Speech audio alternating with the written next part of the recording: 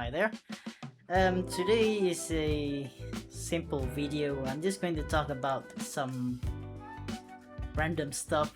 What I have here is an Android TV box. Now this TV box, it's very old. It's an Android TV box. It runs Android, and it used to be used for multimedia on our on our regular TV, which does not have any Android installed on it. You see, before we have Android TVs, we don't really have Androids on TVs. They are just TVs, maybe LED or LCD TVs or anything. Like I have one which does not have any operating system installed, but this thing does. So what we do is we plug this in to our TV, and voila, we have an Android system that connects to our TV, and it runs YouTube, Netflix, and every multimedia stuff that you can think of. Even games. Yes, that's right. This thing runs games too. We can install RetroArch on this thing and get it running. But so far, based on the specifications, I'm able to run games from the NES to the PS1 era. So that means PS1 works fine, as well as the other before that. But please don't run PSP games on it. But PS1 games run great. Before I go further, this particular model is a Q Plus Android box. From what I can see here, it says Android player TV box. Pretty generic name. But I also noticed that it does not have a micro SD slot, but it does have an SD card slot. I have an adapter here, so what I do is I just plug it in, and the micro SD will go in this thing right here, and let's look at the ports for a while. Sorry, I'm not very used to this. So we have like a hang on a second, sorry about that. Yeah, we have several USB ports. One of them is a USB 3, and then one HDMI port. Below the HDMI port, that is not what you think it is. It looks like a micro SD card slot, but it's nothing actually. It's blank.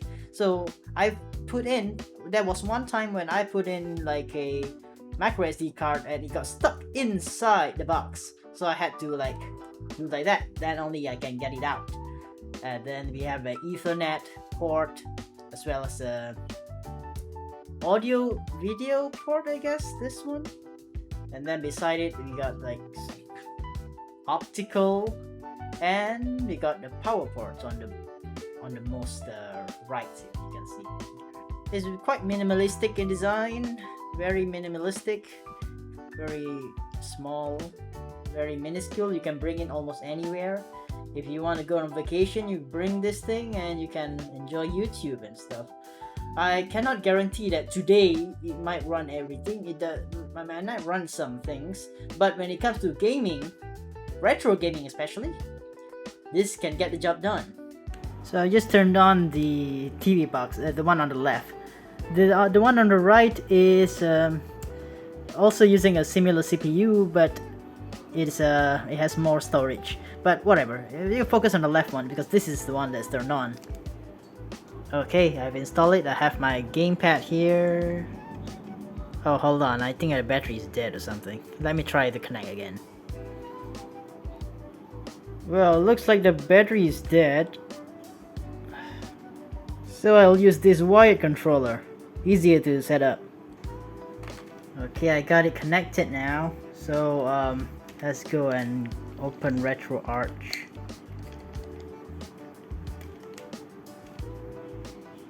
That's beautiful. I think it's just a screensaver. Now here we are. I already made the initial setup, so I have things like the cores and stuff. So we can actually go here, I think, and manage cores. These are all the cores that I've installed. But other than that, I think I have yet to set up a few things. But what I can do now is I can just load content, and then I go to the storage location. Hang on a second, where is it? You're going to storage, and the SD card is this one, the last I checked. And so then I just go like look for a folder that has my ROMs. Most of these have ROMs on it, so I just look for example. I'm just going to demonstrate a little bit. I'm going to go PS1 with this one. We got some games here and there. Yeah, let's try Bushido Blade, why not?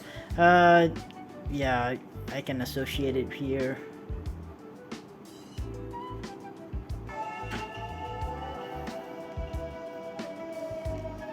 Let's skip this one. Let's see how it plays. Okay. Select it. Yeah, I'm just going to Katana. Easy. Okay, that is probably from my SD card. But the stuttering is not a big issue for me. I don't find it to be a problem. It doesn't happen often, so the gameplay is mostly smooth from my experience. So just to prove that it is working, PS1 games run like at 100% speed, or maybe 30 frames or something like that. So yeah, it is good. Like right here. Okay, I'm playing with one hand, like. Okay, we did it. Okay, that's good. But you can look at the frames and you can see that. Let's move on.